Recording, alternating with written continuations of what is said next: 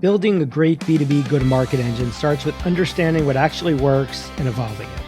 I'm your host, Rob Carroll, and this is a go-to-market perspective, where marketing and sales leaders share what really works, foundational best practices, smart trade-offs, and practical AI you can actually use.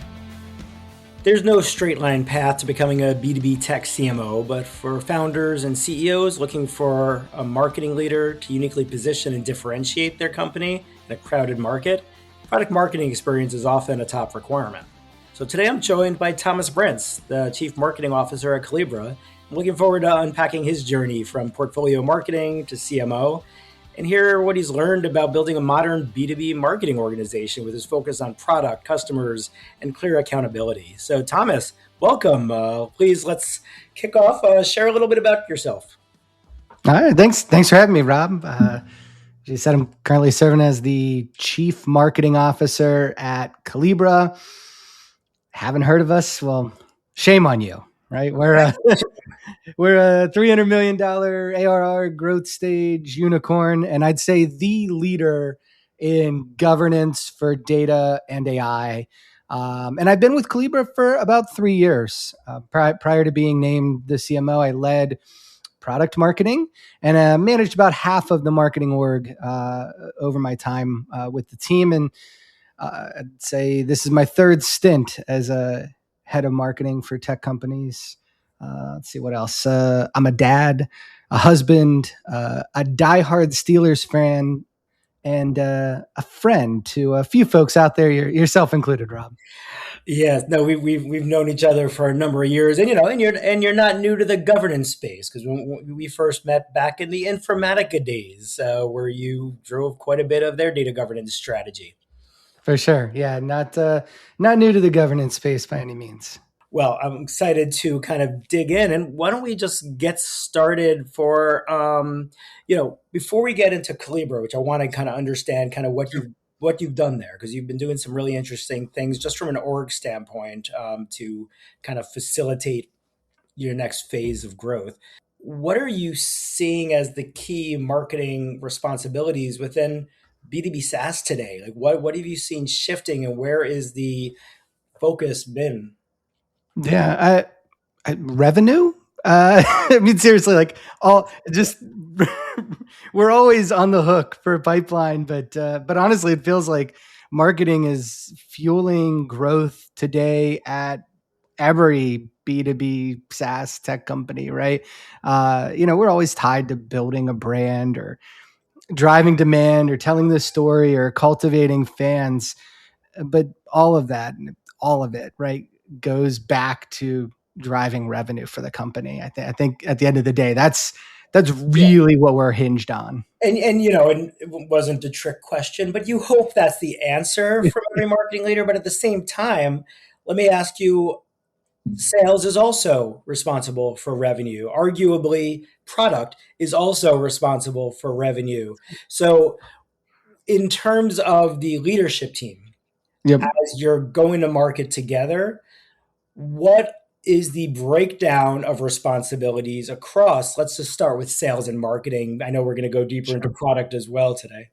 Yeah, I would say, at least in our org and the ones that I've served in before, I mean, more and more, it really gets down to the pipeline, right? What pipeline are we driving together? Of course, marketing has a big portion of that. Sales has a big portion of it as well. Some of it's, directly going out and prospecting for new opportunities from their side. A lot of it's cultivating it right from, say current customers.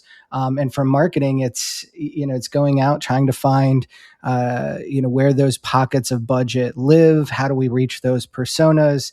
And really, at this point, a lot of ABM, right? Just, finite amount of accounts. How do we surround those accounts? How do we help those sellers get into the right conversations?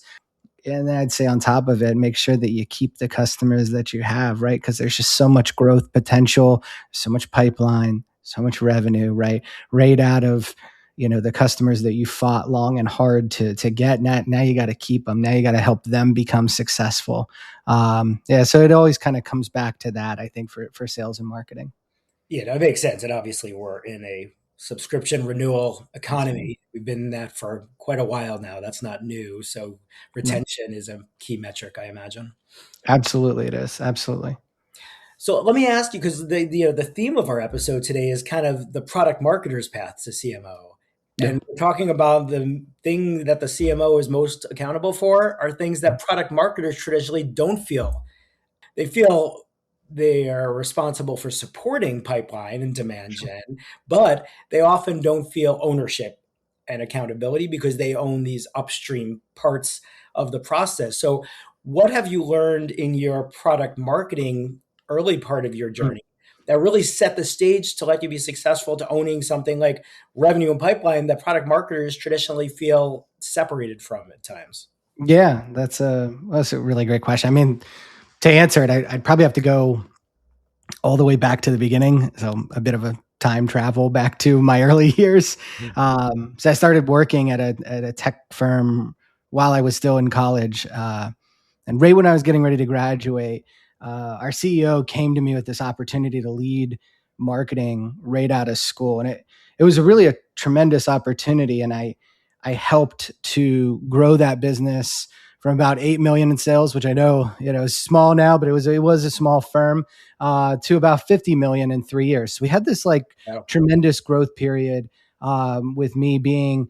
Serving as kind of a generalist, right, over all of marketing. And when we got acquired after that, kind of 50 million threshold, I actually, that's when I pivoted into product marketing. So while I've been a product marketer, I'd say most of my career, I was actually just a marketer first and foremost, Right. right? And I think it's that lens that helped me be a better product marketer. So kind of answer the question in reverse, right? Because I knew what my friends in demand and digital and events and even the BDRs, right, what they were all going through, because I wore every one of those hats before I ever got into product marketing.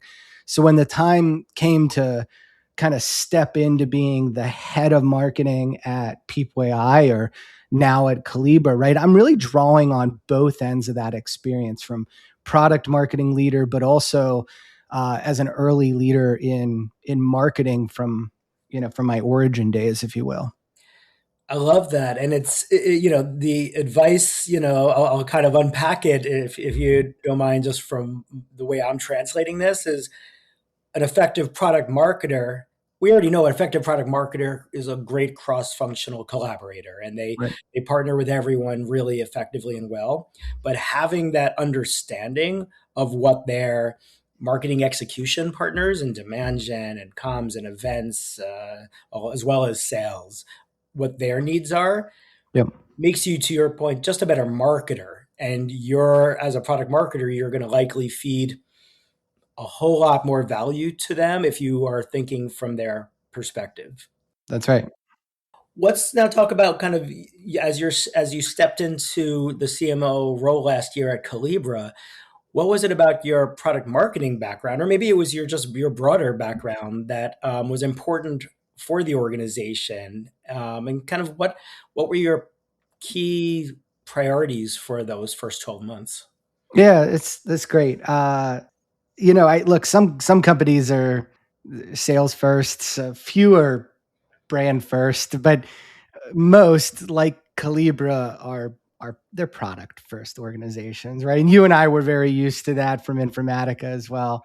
Um, so I think having crafted the story on who is Calibra, having worked with the chief product officer, the CEO, the head of sales on positioning what we sell, I think that like really served me very well. I think really strong PMM leaders understand how to almost operate as mini CMOs for their product lines or their portfolios. They understand what it takes to connect the dots across the organization, and how to have their ear to the ground when it comes to the market, right? Really be in touch with the market, whether it's through analysts or through customers.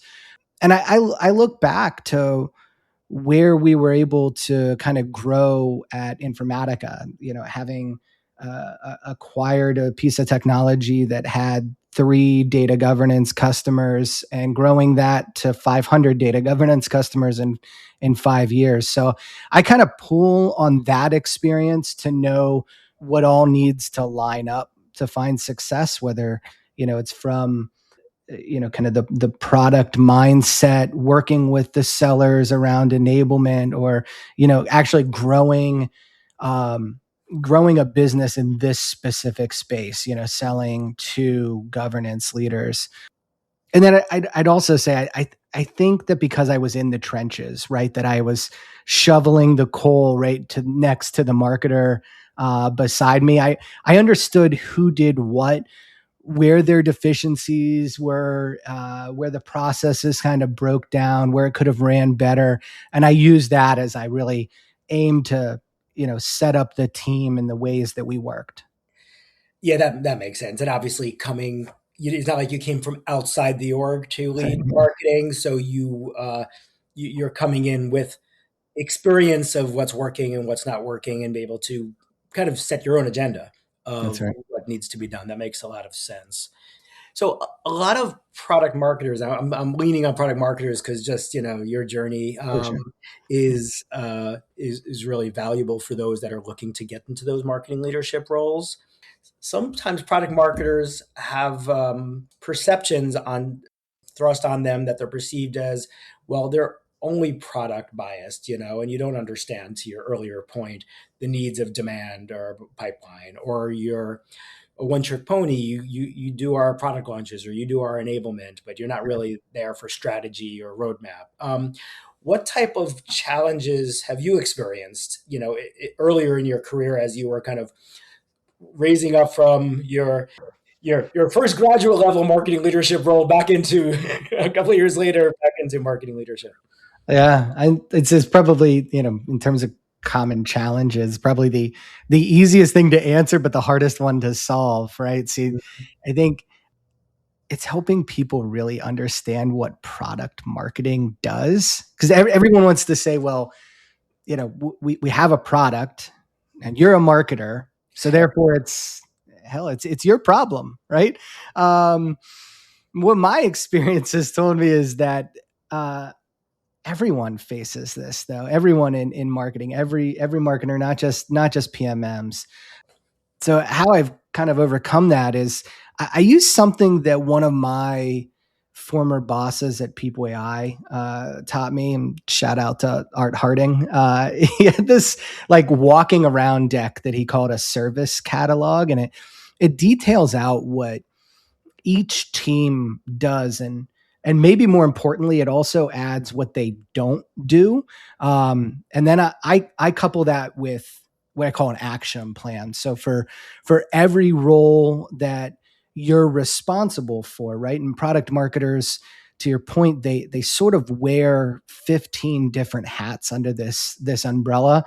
I have the team document where they are today, where they want to get to, and then do kind of a mini gap analysis on how do they cross that bridge? How do they get from where they're at today? Where do they want to get to? So they have it really, well documented what they do, what they don't do, who on the team does that, and then where they're at today, where they're trying to get to, right? And that clarity and that transparency, I think it overcomes the biggest challenge for PMMs, in my opinion, right? On providing a clear definition on what we do in the organization.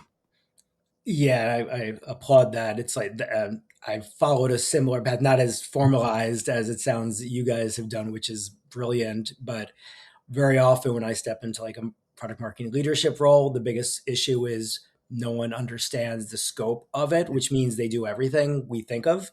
Yeah. So it's really setting those guardrails to, one, set better expectations and keep people happier, but also to protect the product marketing team from burnout, which is a real thing. And it's not just product marketing, but Yeah, it's a real thing, and to your point, it is. It's everybody. I mean, I see it with my own team, and I'll pick on my web folks for example, right? I mean, I think it's really easy to say, well, they run the websites. Like, you guys aren't like a webmaster from 2000, right? They have 15,000 different jobs. when I had them run through this service catalog, I probably have 60 slides detailing what do they do, where they're at today, where they want to get to, and it's a real formulaic approach so that anybody in the org can kind of pick it up and really understand what they're doing. But what I realized is it's not just PMMs that have that challenge, right? It's just people don't understand each other's jobs. But the second you start to have that opportunity to have that kind of walking around deck, it's opened up a lot of conversations and I think a lot of empathy for each other on what they're going through on a day-to-day basis.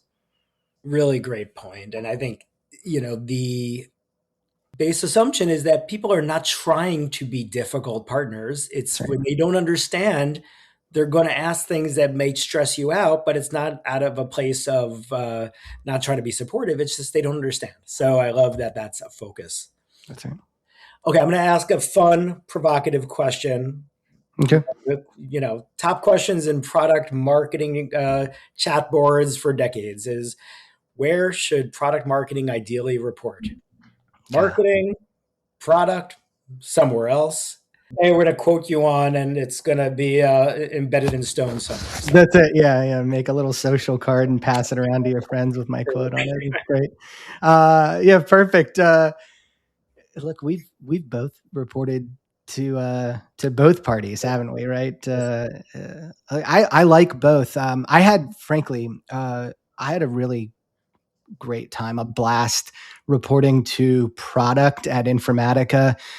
We had some fantastic GMs that they really got marketing. They really understood it, right? But if I had to pick one, I'm partial to PMMs being within marketing. I think it helps take a lot of the I'd say kind of back office work that PMMs do they're really great at, right? Messaging and positioning, kind of the market strategy, like these big deep, well thought out decks and docs that help to shape where the market is going for their product lines, right?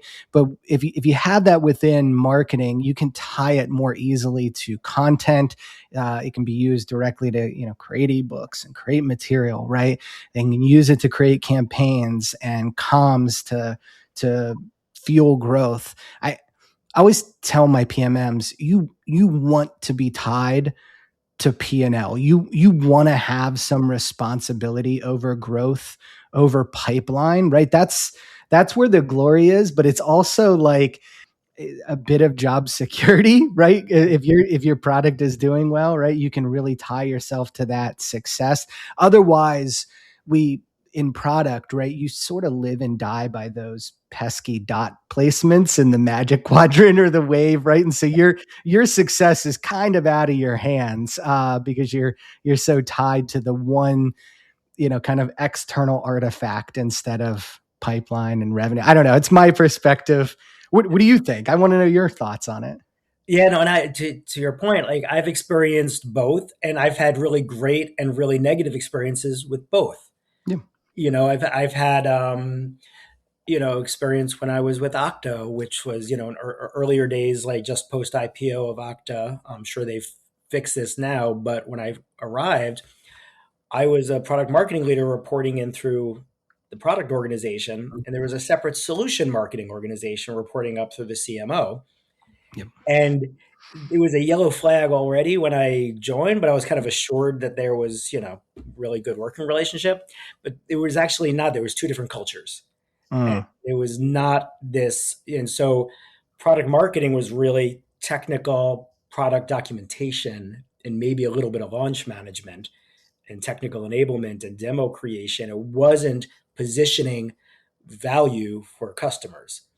Solution marketing was so high level that it rarely got to the level of product and architecture and platform. And it's like that disconnect doesn't make any sense because, we've all heard of, top of funnel to bottom of funnel content and messaging strategies. Okay. And there was no middle of funnel. There was top of funnel and bottom of funnel. Mary Shelley. So that was an example of a challenge. I did have a great time reporting to some really strong GMs at Informatica product marketing. And then, later in our tenure, product marketing did move to marketing as a CMO function. And it was seamless because the relationships with product were already there. But That's to right. your point, we then were able to get that much closer to campaigns and actual customer centric themes that allowed our growth strategy to also be supported and not just the product strategy. So I agree. I'd say net, I think you could build credibility with product, but it's hard to have a product org impact marketing execution. Whereas when Yep. product marketing is within marketing, you just have an opportunity to affect more change and strategy influence. But in the end, it actually comes down to the organizational culture and the leadership. Yeah, I So agree. we're being stereotypical, which we have every right to be. But I think it just comes down to the leaders. If the product leader is completely understanding and cares about the go-to-market strategy, product marketing will live under product. If the Sure. CMO really understands the importance for differentiated product messaging and understand how to position the product strategy, it can live under marketing. That's right. That's my very long-winded opinion. That's right. And we get to make up our own rules here. It's just us. It's my podcast, darling. I'll say whatever I want, right? That's right. So let's talk about like kind of what's working for you now. Sure. So how have you been organizing your marketing team at Collibra? What are some of the things that led you to, since you were there before, what have you changed and what's been working for you now? Yeah, it's a good question. It's gonna sound a little millennial, a little King Arthurish, but like I hate org charts, and I know that you have to have them for HR, and we do. We have the published version in Workday that says who reports to who, but like if you're asking me how I organize the team, actually I organize it kind of like in a circle, as a wheel.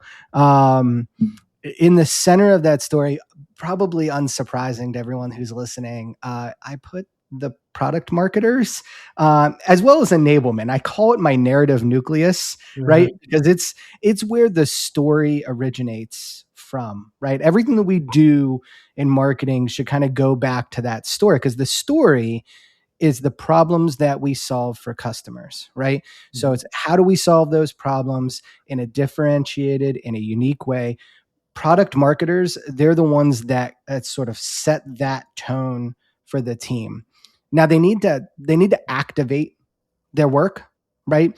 That has to see its light of day to be ordered, in order to kind of tie to pipeline, to tie to P&L, everything that we've already talked about as being important. So around that narrative nucleus, I have three teams. We have demand, unsurprising, right? So those that are, in field marketing or in digital, in campaigns, right, that are out creating actively demand using that centralized story. I have our customer marketing team that are very tied to KPIs around renewals. So it's about making sure that current customers are highly satisfied, that they're participating in our data citizens events, that they're engaged, so that we can turn those engaged customers into fans.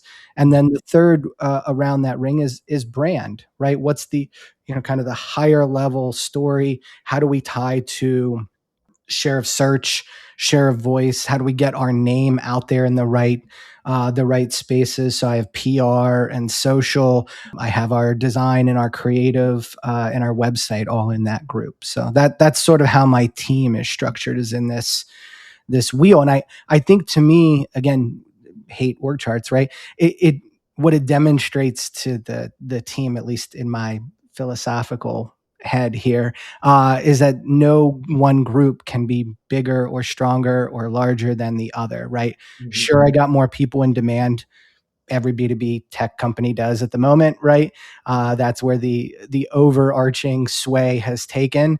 But they're all equally important in making sure that that wheel moves.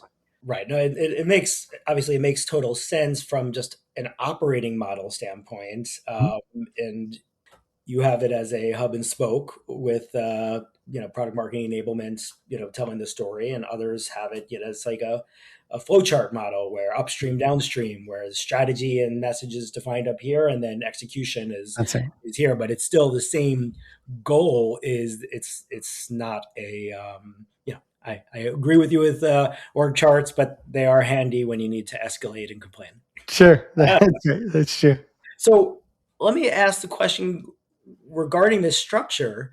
Yeah. You've worked for very small companies. You've worked for a mid-level, small enterprise, and you've worked for some pretty big companies. So, what do you see regarding just staffing mix, regarding what types of specialized skills versus generalized skills? Like, what are the different stages where you see the need to maybe adapt or adjust where you hire and where you prioritize different skills? Yeah, it's a good question. Look, I think again, I have more folks in demand for the obvious reasons, right? I think we have to tie as closely into growing revenue to growing the company as pipeline, right? But as companies get bigger, get more mature, and I did this even at People AI, where we were more like 100 million in revenue, right? I brought in a customer marketer. I just think that customer advocacy piece is just utterly important after you kind of surpass some sort of imaginary line of how many customers you need to justify that, right? I think it's really dependent on your organization and what you're trying to do, but having someone in customer marketing is always essential, and I happen to have a great team right now on that. Look, I think PMM's another area that I'm always sort of looking at, that ratio of PM to PMM to help me sort of decide how many folks to put there. I've moved more people in to PMM than we've had since I've started. So 3 years ago, we had a relatively small PMM team, and it's not that we have a large team now by any means, but we're trying to close that gap on that ratio, because the more that PM org, especially as I said, in a product led organization, right, kind of pull on your PMMs, and the better they get, the more is wanted from them, right? So you have to sort of be mindful of how many folks that you put in there. And we'll change the discipline. Some of them have been solutions in the past, some are industry marketers. I keep analyst relations in that bucket as well. And then I think again, on that brand side, we have a relatively small kind of comms social team. We have a couple in design and creative, but that's where we really leverage a lot of contractors, because we get a ton of support from folks that are doing 20 hours for us, but doing 20 hours for somebody else. And when we have moments of need, when we have say a big event, getting ready for the Gartner Summit coming up, right? Then I can kind of flex up without adding in FTEs, right? So we use that contractor model very heavily more in that group than I would in, say, a PMM. That makes good sense. And let's talking about that magic product manager to product marketer ratio. What is that sweet spot that you kind of aim for? Now, it would never make sense to go one to one, because the product marketer can scale a lot more than the product manager, who has a lot of responsibilities with engineering, execution, That's collaboration. right. What is that? What is like a ratio that you think for? Let's talk about the Collibra size business, a couple of 100 million. A company that's at scale, but still hopefully has some significant growth ahead of it. Yeah, it's a great question. Look, there's a McKinsey study or a Harvard Business Review study. I don't remember which published the actual number, but their ratio was 1 PMM to every 1.4 product managers. Now, you and I probably have never worked at organizations where we had even a 1 to 2 ratio, but 1 to 3 sounds wonderful to me. exactly. Yeah. And I think we're probably somewhere in the, 1 to 5, 1 to 7 range kind of thing, which isn't terribly different than where we were at for Informatica. Like, I don't know what the exact sweet spot is, but my ears always go exactly where yours were there for the sweet spot. I would love that 1 to 3 would make, I think would make ideal sense, especially as you're kind of in that growth push, because like every problem sort of comes back to getting products out to market. We have great product managers with great engineering teams, right, that build these wonderful things, but somebody's got to go out and tell the damn world about it, right? And that's where a PMM is just magic if you get the right PM to PMM ratio down solid. Well, and let's, speaking of magic, let's talk about AI, because Sure. it feels like magic. Yeah, alchemy, right? Sometimes it tricks you, but the question is that ratio is probably going to get disrupted. Of course. Yeah. It's because of efficiencies and productivity gains as AI is just evolving at this breakneck speed from like a year ago, it's okay, to 6 months ago is Sure. it's really helpful, but still makes mistakes, to like today where it's I'm hearing less and less hallucination. I'm hearing less and less questions of aside from everyone's M dash complaints. I think it's been doing a pretty good job. So what do you think? What do you and the team been doing with AI? Well, you nailed it, right? That is how you close that gap right now, right? Because you can't just go and say, I need to triple the size of my team, right? Like no one's going to authorize Look that, at right? this HBR document. Come on. That's right. And don't think that I haven't tried that, Rob. I have tried to everyone, anywhere, at multiple places to try to get anyone to latch onto. But it's all right. That's what you do. You fill the gap with AI tooling that the team can really get a lot of legs out of. And look, everyone's got their favorite, right? Everyone uses their favorite generative tool. I personally like Claude. Shout out Anthropic. I think it's just a really great tool for answering, creating, I feel co-creating, right? When we're writing things. But I'll say the thing that I probably like the most, being honest, is Notebook LM. So we use it across the org, but for a PMM, it feels like a dream tool, right? You can take all these product roadmap docs, you can layer in research from, insert your favorite analyst firm, you can grab some of those McKinsey articles, right? All kinds of marketing docs. You can kind of toss it all in and then ask it questions, right? Instead of having that junior PMM on the team that you would say, hey, go out and find out what we should be writing for the packaging for this, or I don't remember where I even found the price for X, Y, and Z, or what competitors are we, like somebody has probably written that down in a deck and you could spend a lot of time searching for it, or you could just aggregate all of it into Notebook LM and then just ask it the question. It's kind of a dream. So Yeah, no, I completely agree. And I think what is Collibra asking, Collibra leadership across the entire org, and what are you asking your team within marketing? What is the AI mandate or the AI ask of the company? We're a very AI forward company. I mean, we just are. Now we do it in a very safe way. I mean, no surprise, right? We sell an AI governance tool that we actually use internally as well, right? You document the use cases, you ask for permission around the tooling that you want to use, but we've got everything in house from Workato Go to create agents and workflows to make you work a little bit better, to work a little easier. And we're all there's like an AI council where we try to spin up new ideas across the organization, ways of working better. Yeah, I think we've kind of set it out there in the past. It's we use it handily with PDRs, with our reviews for what you will, with our own team members. On top of it, it's well supported across the organization to use the tooling. And look, we're on the cusp of trying even new stuff. We'll talk about it here, but some really cool things that will help. I think grow demand using AI. So really cool technology. I think there's a lot out there that's unproven, but there's some stuff that I've seen that has again that has kind of wowed me and been like, yeah, our whole team, we all need to use this. You're not going to get a junior person again on your team that would do this for you. You have to go use some workflow. You mentioned something as you kind of took on your leadership role at Collibra is that you were really leveraging the fact that you already built strong relationships with the product and sales Yeah. leaders.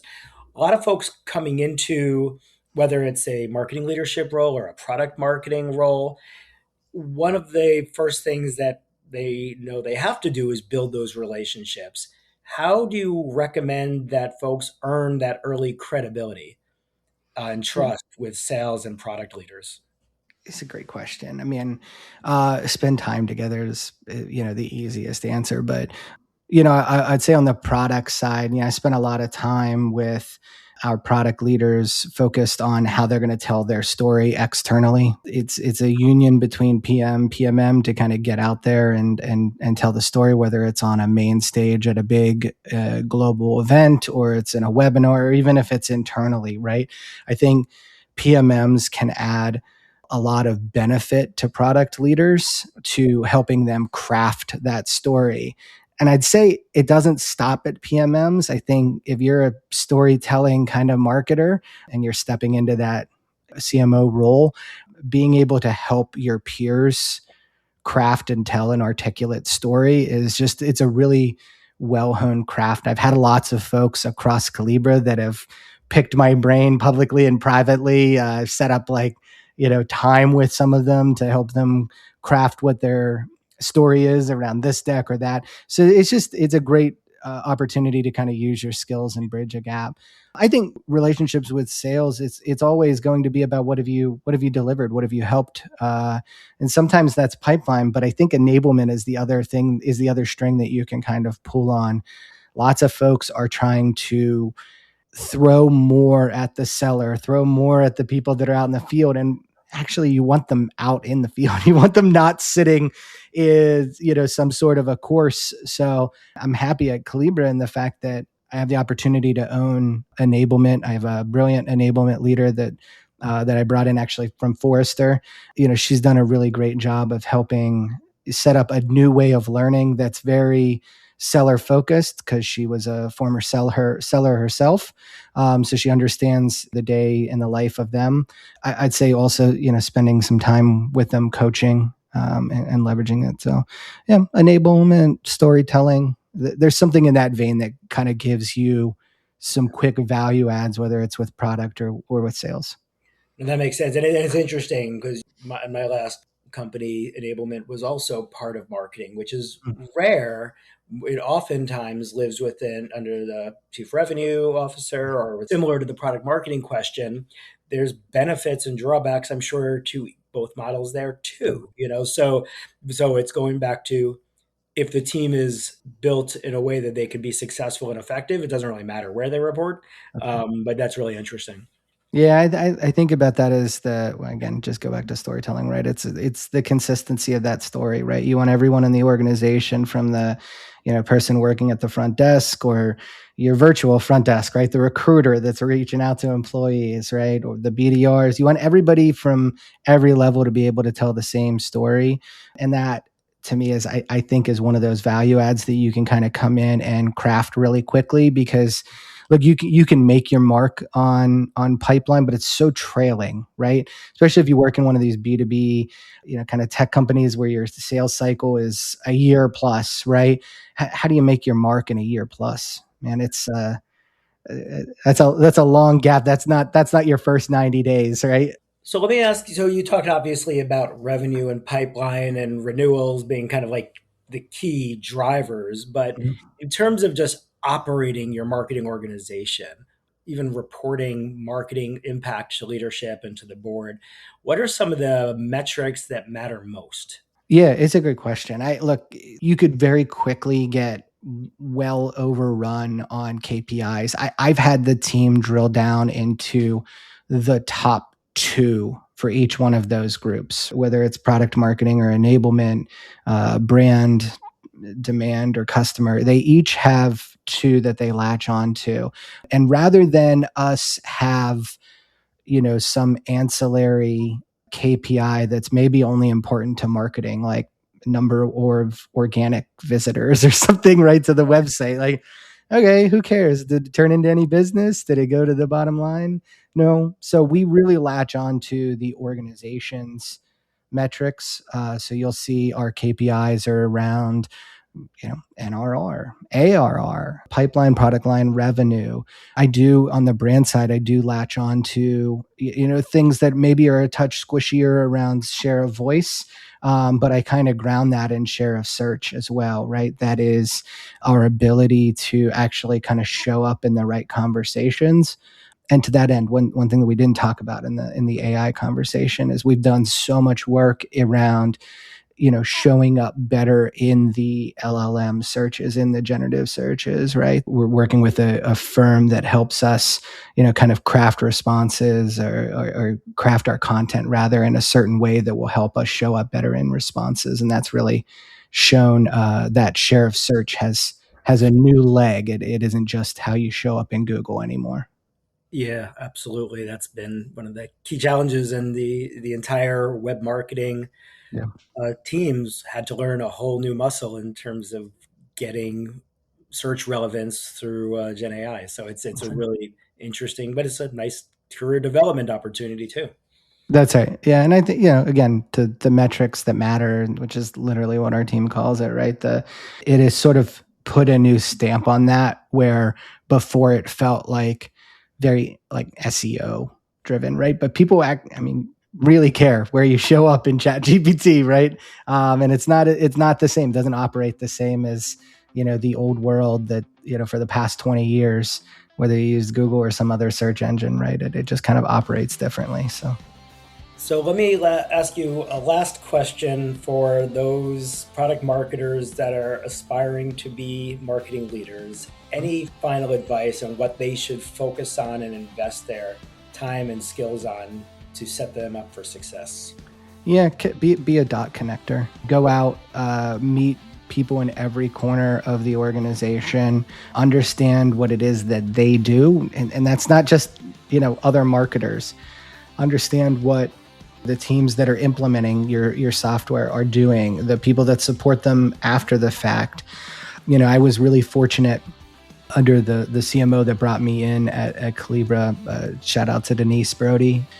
She helped put me in a place where I could naturally make those connections, where I could join management team and, kind of get out within the senior leaders. And I think the more that you can dot connect, even at your level, even if you're not head of product marketing, right? Go out, dot connect, understand each other and understand how they flow. Like I said, it has helped me, I think, hopefully, my team agrees, make a stronger marketing team, because I actually understand how everybody else's role gets impacted. And it isn't, again, just within marketing. You got to get outside of, get outside your org chart. I love it. Nice way to bring it back. Perfect.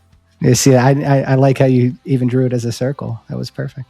That's it. Well, Thomas, thanks so much. This has been a lot of fun. Great advice, and appreciate you being here. Perfect. I really appreciate you having me. Thanks, Rob. Take care.